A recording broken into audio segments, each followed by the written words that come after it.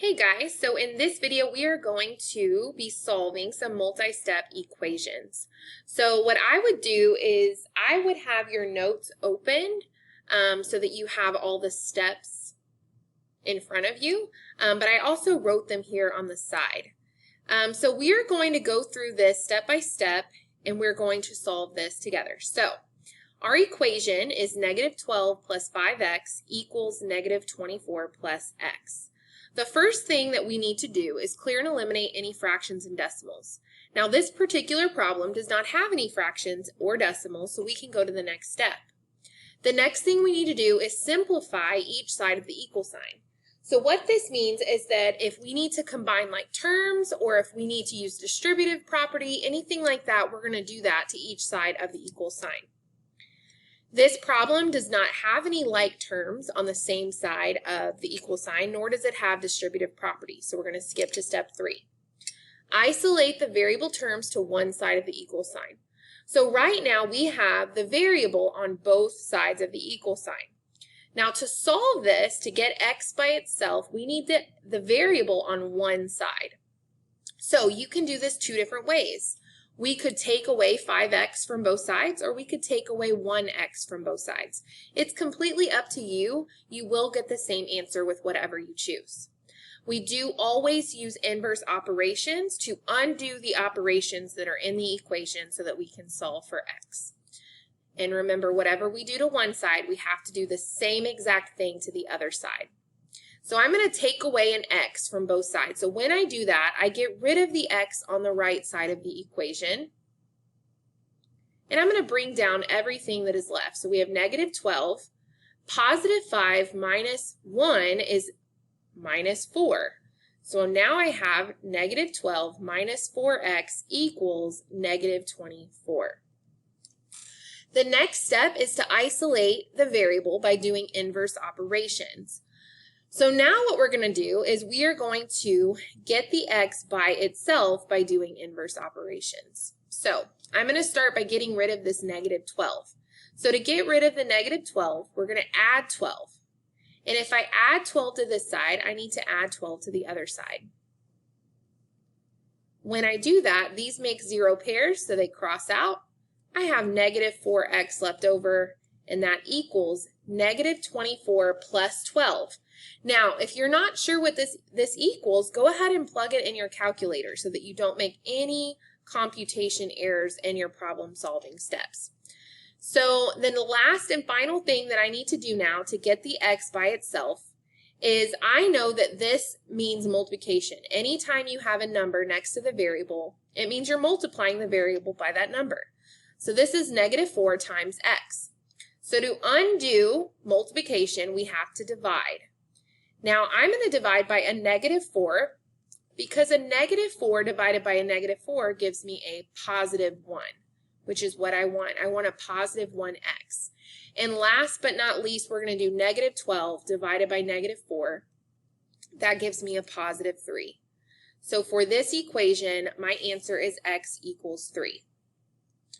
Now, when you have a multiple choice problem like this, another strategy that could work to help you find your answer is to plug in each of your answer choices into the equation to see which one is true.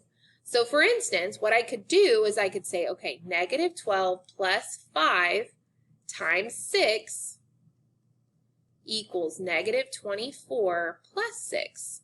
And so what I would do is I'm plugging in this value here everywhere I see the x, and then I'm just going to solve this to see if it's true.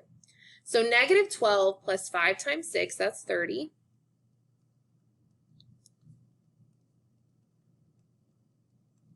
All right, and now I'm just going to solve both sides. -24 plus 6 is -18, and -12 plus 30 is +18. Now, +18 does not equal -18, and so we know that 6 cannot be our answer. So then I would go to the next answer choice, and I would plug it in. -12 plus 5 times 3 equals -24 plus 3. And when you solve that, you should see that both sides are equal, and so then you know that that must be the value of x in order for this equation to be true. Okay, let's do one more. This one says, what value of x makes this equation true? So again, we're solving for x. Now this one's a little bit different. So the first thing that I notice is that there is a fraction there, but I'm just going to really quickly, I mean, you could leave this 1/2, but I know that 1/2 is 0.5, so I'm just going to change it to a decimal and make it a little bit easier to work with. Now, because there's not a lot of fractions or decimals here that I'm working with, I'm going to skip step 1 and go to step 2. Step 2 says to simplify each side of the equal sign. So again, this means we need to use our distributive property or combine like terms. So on one side of the equation, I have 10x minus 6. So I'm going to just write that down. The other side, I notice there is a number outside of some parentheses. And anytime we see a number outside of parentheses, this means we need to distribute. This means we need to multiply each term inside your parentheses by the number outside the parentheses. So to do that, we're going to distribute the 3 to the x. So 3 times x gives me 3x. And then I'm going to distribute the 3 to the half. So 3 times 1/2 is going to give me 1/2. So I'm just going to write plus 1/2. Now once we've done our distributive property, we're going to go ahead and just continue with our steps and solve this the same way we did the last problem. Now, if you don't like the fractions or decimals, you can get rid of them. Remember to eliminate fractions. You're going to multiply everything by the common denominator, and then to eliminate decimals, you can multiply everything by a multiple of 10. But because this decimal is just 1.5, I'm just going to leave it a decimal and just solve like normal.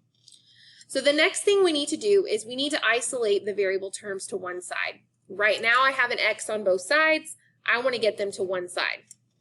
We could take away 10x or we could take away 3x as long as we do the same thing to both sides. I'm going to take away 3x from both sides. When I do that, 3 minus 3 is 0, so we got rid of that. And now I have 10 minus 3, which would give me 7x minus 6 equals 1.5.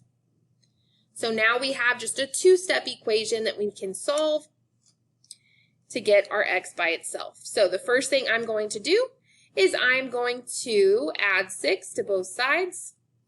Our goal now is to get this x by itself. So I want to get everything moved away from the x.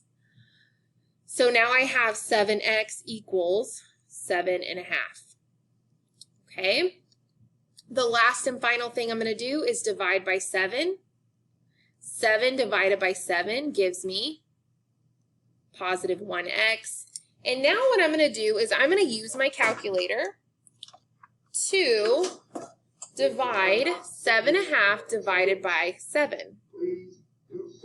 When I do 7.5 divided by 7, I get this really long decimal that looks really scary, but it's like 1.07142.857, right? Okay, now I noticed that my answer is 1 whole, and then there's this fractional part, right? Or it's not a whole.